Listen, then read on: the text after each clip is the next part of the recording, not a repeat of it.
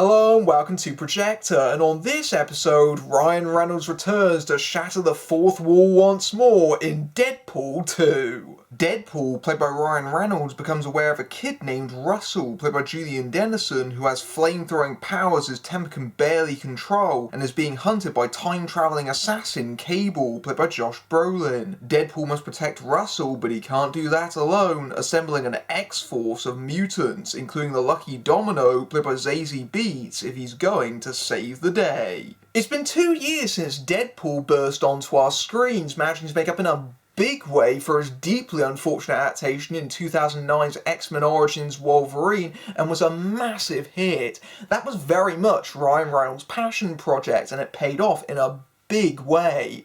I was one of those people that liked Deadpool. I didn't quite love it. There were definitely things that I enjoyed about it, and there were parts that made me laugh a lot, but once you scratch the surface, it's a fairly conventional story. It's not quite as subversive as it seems to think it is, especially in the origin flashbacks that much of the first half of the film wraps itself around. And I did rewatch the film fairly recently, and it confirms something that I thought at the time when I first saw it, in that it does feel fairly limited. Of course, they had to trim out certain parts of the script when their budget was slashed right before filming, and so while that didn't really impact the final product very much overall, I do think that it feels like a blueprint for something much larger. So when they inevitably announced a sequel, I figured they'd do the same movie but bigger, do all the things they couldn't do the first time around, and I think that's very much the case with Deadpool 2, and I think this is very much more the movie that Ryan Reynolds wanted to make. He's got a co-writing credit on this movie, if maybe not what the original film's director wanted, Tim Miller, who left over creative differences. He's been replaced by John Wick's David Leitch. Now, the question with this follow-up is whether having those limitations removed actually improves the film, or whether it ends up being a victim of its own success. And really, the answer is a little bit of both. The issues with Deadpool 2 arise fairly early on, and they persist for much of the first half of the movie, in my opinion. I think this is in large part because of the decisions that they've made with both the story and the character himself, and I think that they do something right from the outset that is a major mistake story-wise, because it casts a very large shadow over both the film and the character himself. When we meet Deadpool at the beginning of this movie, he's in this very self-destructive, nihilistic headspace, and that makes him a slightly different character than how he was in the first movie. And I know what they were trying to do here. They were trying to make things a little bit darker, really kind of push the character to his limits. And what they were clearly intending to do is that they want the audience to sympathise with the character in some way, and that's very difficult with someone like Deadpool, who is constantly breaking the fourth wall, very self-aware, and of course is a bit of a wisecracking smartass. And so you've got to find some way of grounding that character and in some way making us connect with him. And in hindsight, I think maybe I understand further the decision in the first movie to have those origin story flashbacks, because they do make Deadpool and Wade a little bit more human because of it. There is an actual sort of emotional connection there that I think that if you took those out of the film you wouldn't have, because it would be just Deadpool essentially cracking wise.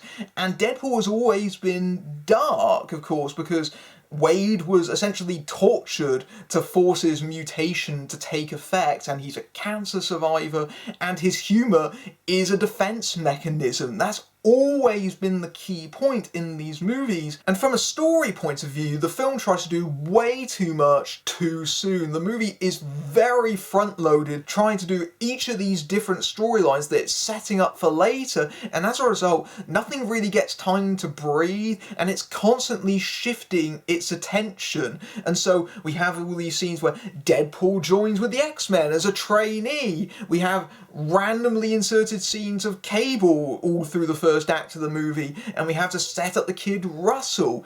All these things are competing against each other, and at the same time, we have Deadpool as a character very much shifting from scene to scene because of it. There'll be one scene where he seems in fairly low spirits, and then there will be immediately followed by a scene where he's cracking wise as he usually does, and there's no real kind of consistency across the character. I think the film very much reaches its lowest point when it goes to a prison called the Icebox, which is specifically designed for mutants, and it's at that point where Wade very much slips to his own lowest ebb, and I think that portion of the movie is very light on the humour that you would expect from a Deadpool movie. It kind of turns very harsh for a little period there. They're trying to make you sympathise with the character, and maybe I think that they were better off maybe just letting the character do his own thing, because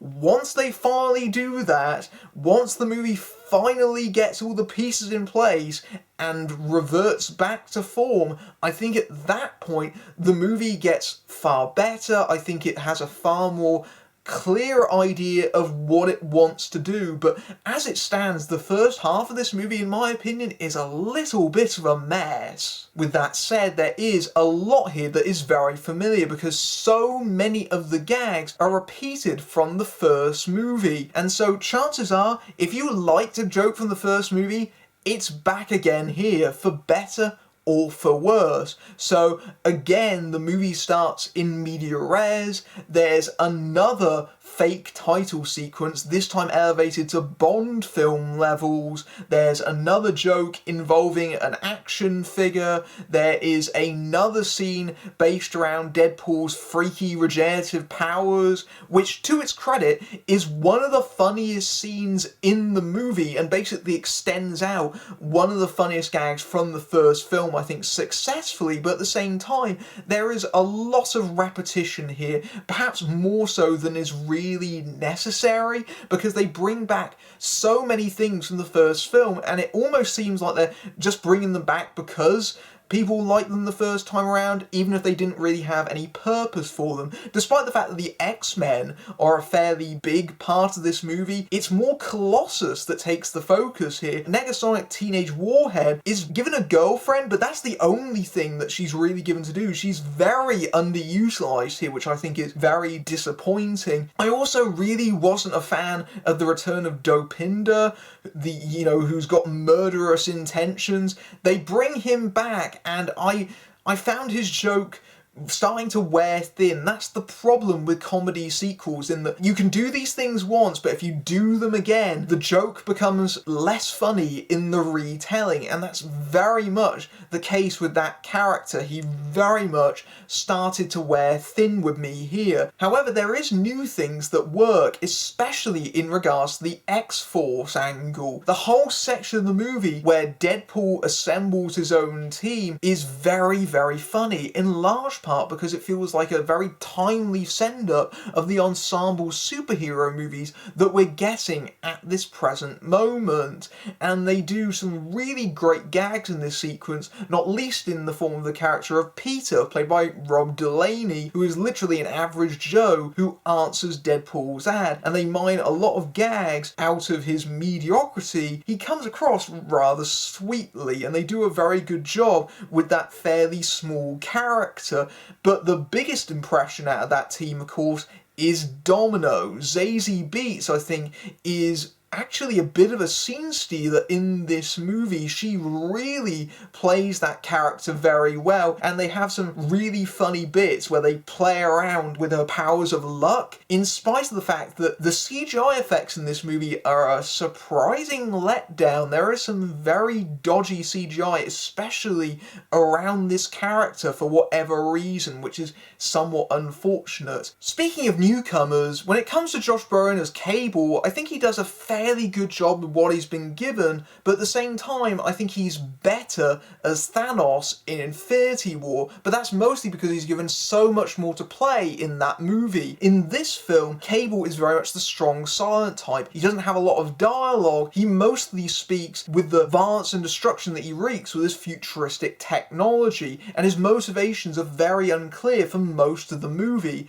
which doesn't really give Brolin a lot to play with as a character. I think he becomes more interesting in the later sections of the movie, but that's mostly, I think, because it reminded me of a fairly recent sci-fi film that I won't mention here for the sake of spoilers. Julian Dennison, who you might remember from Hunt for the Wilder People, is fairly memorable as Russell. He's a key character in this movie, and he spends a lot of time in the first half of it with Wade, and that is very much by intention because they want to forge a connection between these two characters. They're quite similar in a lot of respects. They have a very similar background, and they're both dealing with their powers and the responsibilities that come with it.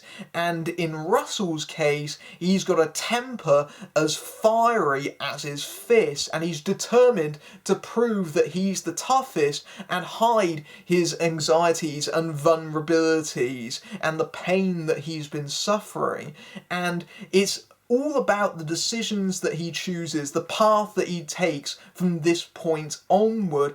And this as a whole actually reprises a theme from the first movie, that it's all about the 4 or 5 moments that make a hero. I think that the presence of Russell cements Wade's arc in the movie in that he's becoming more of a traditional hero, albeit doing things in maybe not quite the right way. As he says, he plays dirty, and of course he likes to shoot people in the head a lot. But his intentions are good, and that's very much where the character of Wade is in this movie, in that he's very much trying to do the right thing because he doesn't want to see this kid die. He doesn't want that on his conscience. As far as the change in director goes, where that can be most keenly felt is where you would expect it to be given the choice they made, which is in the action sequences. I think the action in this movie far outstrips its predecessor.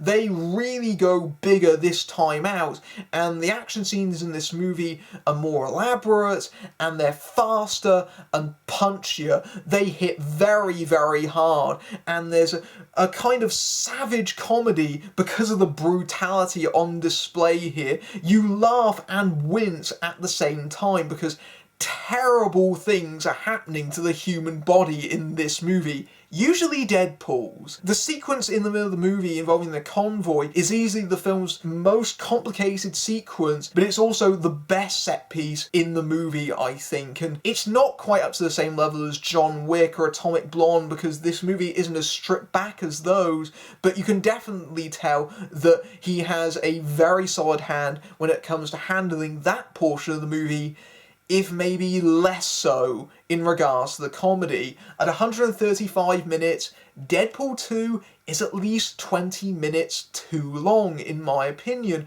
And when it comes to the jokes, what it really could have benefited from was simply having an editor take out the ones that simply don't work, or the repeats from the first film. It would function much better and much tighter without all that bloat. And that's the real problem with this movie, is that there's too much of everything, really. It needs to be a bit more stripped back. The simplicity of its predecessor has somewhat been lost because of that, and I do think that in regards to tone, I think the movie doesn't quite know how to judge that sometimes. Abuse is a theme in this movie. It's something that kind of runs through the film to a certain aspect, and they're meant to be having a moment where Deadpool is trying to connect with Russell, and he makes a laugh line where he says something along the lines of, I've been in you. What he means to say is, I've been in your shoes. But when you're dealing with that kind of theme, that joke goes clang. It really feels tone deaf in that moment. And Deadpool 2 occasionally has those instances that really should have been sorted out by just a keen editor.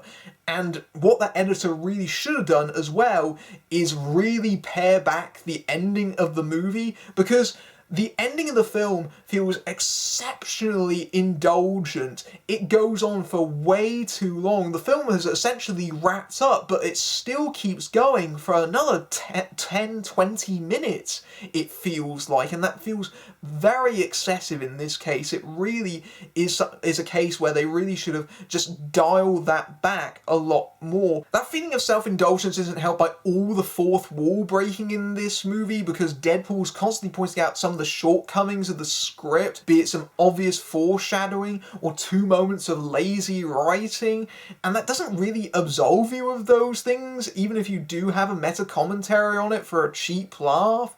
And I think this is especially the case with the fact that they do one of the most notorious comic book tropes, and they play it completely straight and don't have any commentary on it whatsoever.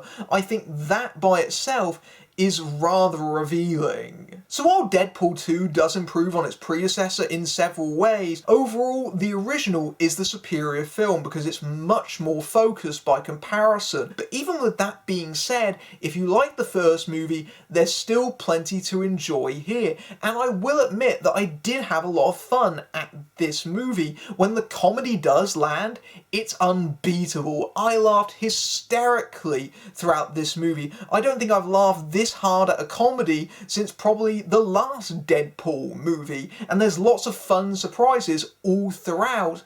It's just more of a mixed bag this time out. One final note I will say, if you're one of those people that bizarrely leaves as soon as the credits start, don't do that in this outing. It's very much worth staying for the mid-credits scene in this movie. There's no post-credits, in case you're wondering, but the mid-credits scene is absolutely brilliant. It is fiendishly funny, even if it does maybe throw a spanner into the film retroactively, but oh well, funny's funny. Deadpool 2 is bigger than the original, but as a result is a more uneven experience. The first half especially, where it crams in a lot of plot and tries to go a bit darker, feels somewhat erratic tonally as it tries to make you care about the wisecracking Merc. It recovers strongly when Cable arrives and it moves into the second half where it returns to the form you'd expect, but there are a lot of reprise jokes from the first film, although Zazie Beetz Domino is a very welcome addition. That said, when the jokes do land, they're hysterically funny, and under the direction of David Leitch, the action hits harder too, with some fun surprises along the way. It does feel overstuffed and overlong, especially in the indulgent ending, but if you like the first, you'll almost certainly get a kick out of this. If you like this review, then you can join my X-Force over at Patreon, where you can see my reviews early among other perks. But until next time, I'm Matthew Buck, fading out. They probably won't even make it 3. Yeah, why would they? Stop it, too. You killed it.